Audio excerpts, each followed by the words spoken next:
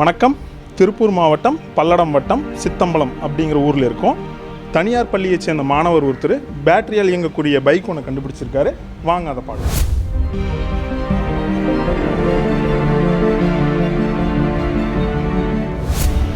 இது எப்படி ஒர்க் ஆகுதுன்னா, நம்ம ஃபஸ்ட்டு கீ இக்னைட் பண்ண முன்னாடியுமே இந்த நம்மளுக்கு லைட் எரியும். இந்த லைட்லாம் என்னென்னா பேட்டரி லெவல் இண்டிகேட்டர்ஸ் ப்ளஸ் இந்த நம்ம இக்னைட் பண்ண முன்னாடியுமே பேட்டரியிலேருந்து பவர் டேரெக்டாக கண்ட்ரோலர் இருக்கும். வணக்கம். நீங்கள் என்ன கண்டுபிடிச்சிருக்கீங்க, அதை பற்றி நீங்கள் கொஞ்சம் எக்ஸ்பிளைன் பண்ணுங்கள். என் பேர் ஸ்ரீஹரி. நான் எலக்ட்ரிக் பைக் ஒன்று கண்டுபிடிச்சிருக்கேன். இந்த எலக்ட்ரிக் பைக் நான் லாக்டவுன்லேருந்து இந்த எலக்ட்ரிக் பைக் செஞ்சிட்ருக்கேன். அப்புறம் இந்த எலக்ட்ரிக் பைக் 3 hours சார்ஜ் பண்ணால் 65 கிலோமீட்டர் ரேஞ்ச் போகும். அப்புறம் இந்த எலக்ட்ரிக் பைக் பண்ணுறதுக்கு எங்கள் ஃபேமிலி மெம்பர்ஸ் அண்ட் ஃப்ரெண்ட்ஸ் எல்லாம் நல்லா சப்போர்ட் பண்ணியிருந்தாங்க. அப்புறம் அவங்க ஹெல்ப்போடு நான் இந்த இபைக் சக்ஸஸ்ஃபுல்லாக பண்ணியிருக்கிறேன்.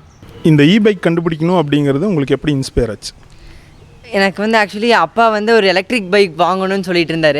ஸோ நான் இந்த எலக்ட்ரிக் பைக்ஸ் பற்றி ஸ்டடி பண்ணிட்டு இருக்கும்போது ஏன் நம்மளும் ஒரு எலக்ட்ரிக் பைக் செய்யக்கூடாதுன்னு ஒரு ஐடியா வந்தது.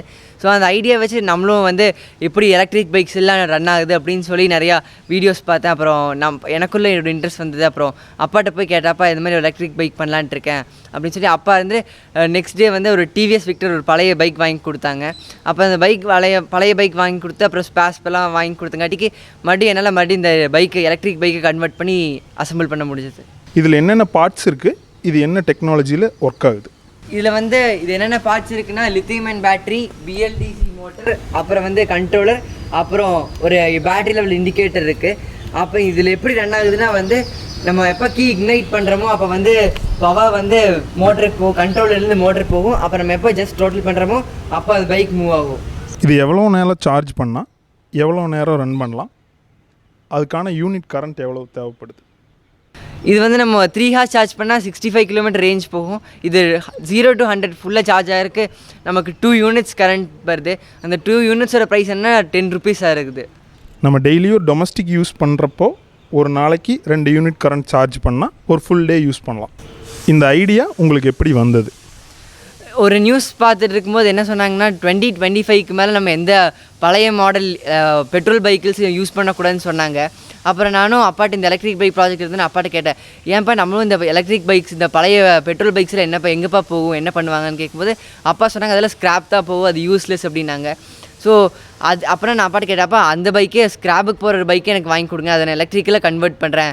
ஸோ நம்ம இப்போ பெட்ரோல் பைக்ஸை ஸ்க்ராப் பண்ணி மறுபடியும் அதை இது பண்ணுறதுக்கு நம்ம இந்த எலக்ட்ரிக் பைக்ஸை கன்வெர்ட் பண்ணோம்னா நமக்கு எக்கோ ஃப்ரெண்ட்லியாகவும் இருக்கும், நம்மளுக்கு ரொம்ப யூஸ்ஃபுல்லாகவும் இருக்கும். ஸோ நம்ம சீப் அண்ட் பெஸ்ட்டாக இப்போ ஒரு பெட்ரோல் வெஹிக்கிளுக்கு ஒரு இனிஷியேட்டிவ் பை பண்ணுறதுக்கு பதிலாக நம்ம ஒரு எலக்ட்ரிக் பைக்கை கன்வெர்ட் பண்ணுறது மோர் எஃபெக்டிவாக இருக்கும். ஸ்க்ராப் வெஹிக்கிள்ஸை கார்பன் எமிஷன் கம்மியாக இருக்கும், அதே மாதிரி ஈக்கோ ஃப்ரெண்ட்லியாக இருக்கும் அப்படிங்கிற ஐடியாலஜியில் இது பண்ணியிருக்கீங்க.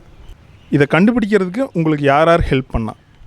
எனக்கு டெக்னிக்கலாக சம் டவுட்ஸ் இருந்தது. ஸோ அந்த டெக்னிக்கல் டவுட்ஸ் எல்லாம் இப்போ எங்கள் அண்ணாங்களாம் எலக்ட்ரிக்கல் இன்ஜினியரிங் பண்ணிகிட்டு இருக்காங்க. ஸோ அந்த அண்ணாங்கிட்ட டெக்னிக்கலாக சம் டவுட்ஸ் கேட்டேன், அந்த அண்ணாங்க கிளியர் பண்ணாங்க. எனக்கு இந்த பைக் பண்ணுறதுக்கு ஒரு பிக்கஸ்ட் இன்ஸ்பைரிங்னா அது டெஸ்லா மோட்டர்ஸ் தான். அந்த டெஸ்லா மோட்டர்ஸை நான் பேசிக்லேருந்து ஃபாலோ பண்ணிருக்கேன். ஸோ அந்த டெஸ்லா மோட்டர்ஸ் பண்ணுற ஒவ்வொரு ஆக்டிவிட்டீஸும் எனக்கு இன்ஸ்பயர் பண்ணி இந்த எலக்ட்ரிக் பைக் பண்ணுறதுக்கு ஒரு பெரிய சப்போர்ட்டாக இருந்தாங்க. உங்கள் ஃபேமிலியோட சப்போர்ட் எவ்வளோ இருந்துச்சு? சொல்லப்போனால் எங்கள் ஃபேமிலியோட சப்போர்ட் தான் இந்த எலக்ட்ரிக் பைக் கம்ப்ளீட் பண்ணுறக்கு ஒரு ஹியூஜ் சப்போர்ட்டாக இருந்தது. ஏன்னா எலக்ட்ரிக் பைக் திங்ஸ் எல்லாம் கொஞ்சம் எக்ஸ்பென்சிவ். அதெல்லாம் முன்னாடி ஒரு அதை பை பண்ணுறக்கு அப்பா அண்ட் ஃபேமிலிஸ் எல்லாம் ரொம்ப சப்போர்ட் பண்ணாங்க. ஸோ அவங்களால தான் இந்த ப்ராஜெக்ட் ஒரு சக்ஸஸ்ஃபுல்லாக வந்தது. இதுக்கு முன்னாடி வேறு ஏதாவது ப்ராஜெக்ட் செஞ்சுருக்கீங்களா? இதுக்கு முன்னாடி இந்த பேசிக் கண்ட்ரோல் அட்ரினோ வச்சு சின்ன சின்ன ப்ராஜெக்ட் செஞ்சுருக்கேன். பட் இதுதான் ஒரு பெரிய ப்ராஜெக்டாக நான் நினைக்கிறேன். இந்த பைக் எப்படி ஒர்க் ஆகுது அது கொஞ்சம் எக்ஸ்பிளைன் பண்ணி சொல்லு. இது எப்படி ஒர்க் ஆகுதுன்னா, நம்ம கீ இக்னைட் பண்ணி நம்ம ஆன் பண்ணோம்னால நம்மளுக்கு பேட்டரி லெவல் இண்டிகேஷன் அப்புறம் ஆன் ஆகிருக்கா இல்லையா நமக்கு ஐடென்டிஃபை ஆகும். அப்புறம் ஐடென்டிஃபை ஆனதுக்கப்புறம் நமக்கு இக்னைட் பண்ணதுக்கப்புறம் நம்மளுக்கு பேட்டரியிலேருந்து டேரெக்டாக பவர் கண்ட்ரோலருக்கு போகும். ஸோ கண்ட்ரோலருக்கு போனதுலேருந்து நம்ம எப்போ டோட்டல் பண்ணுறோமோ அப்போ பவர் மோட்டருக்கு போகும். ஸோ அது மோட்டர் பவர் போகிறங்காட்டிக்கு செயின் ஸ்ப்ராக்கெட்லேருந்து புல் பண்ணி வீல் ரன் ஆகுது. இப்போ நம்ம நார்மல் பெட்ரோல் வெஹிக்கிள்ஸாட்ட நம்ம கீ இக்னைட் பண்ணி செல்ஃப் ஸ்டார்ட் அதெல்லாம் எதுவுமே கிடையாது. இப்போ நம்ம என்னென்னா ஜஸ்ட் கீ உள்ளே போட்டு இக்னைட் பண்ணி ஜஸ்ட் நம்ம டோட்டல் பண்ணாலே இது வண்டி மூவ் ஆகும்.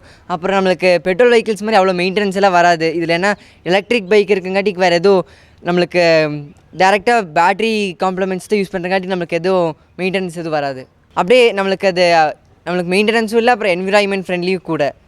இந்த பைக்கோட மேக்ஸிமம் ஸ்பீட் இதில் எத்தனை பேர் போகலாம், 2 பேர் போகும்போது இதுக்குண்டான வந்துட்டு கிலோமீட்டர் வந்து கம்மியாகுது. இப்போ இந்த பைக்கோட மேக்ஸிமம் ஸ்பீட்னா 25 km/h போகுது. இது நம்ம 2 பேர் உட்காந்தாலும் ஒருத்தர் உட்காந்தாலும் சேம் ஸ்பீட்டை போகுது. ஏன்னா வந்து இது 300 kg வரைக்கும் same torque and speed produce பண்ணும். இந்த 300 kgக்கு மேலே போகும்போது தான் வந்து ஸ்பீட் அண்ட் டார்க் ரெடியூஸ் ஆகுது. அப்புறம் இது டபுள்ஸில் தான் நம்ம ரேஞ்ச் டெஸ்ட் பண்ணோம். அந்த ரேஞ்ச் டெஸ்ட்டில் வந்து டபுள்ஸில் வச்சு 65 km ரேஞ்ச் டெஸ்ட் கிடச்சிது நமக்கு.